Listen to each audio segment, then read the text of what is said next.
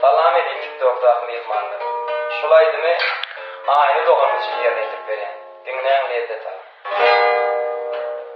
Katı görmez dedilerim yapaylık etse